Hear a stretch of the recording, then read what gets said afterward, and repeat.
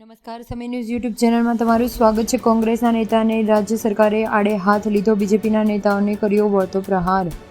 ગુજરાતમાં કોંગ્રેસના ન્યાય યાત્રામાં શરૂઆત કરવામાં આવી છે, ત્યારે આ કોંગ્રેસ ન્યાય યાત્રાના પાર્ટીના દિગ્ગજ નેતાઓ અને અગ્રણીઓ સાથે જોડાયા છે. પીડિત સમાજ અને સાથે નેતા અમિત ચાવડા અને વિમલ ચુડાસમા અને જેનીબેન પણ જોડાયા છે અને સરકાર પર આકરા પ્રહારો કર્યા છે.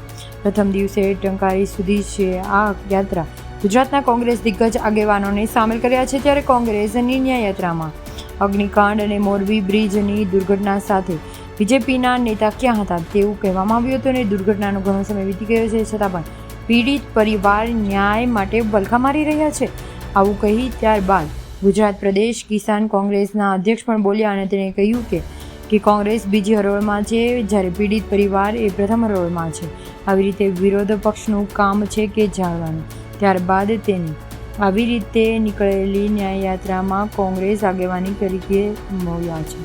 તમે જો મારો આ વિડીયો પસંદ આવ્યો હોય તો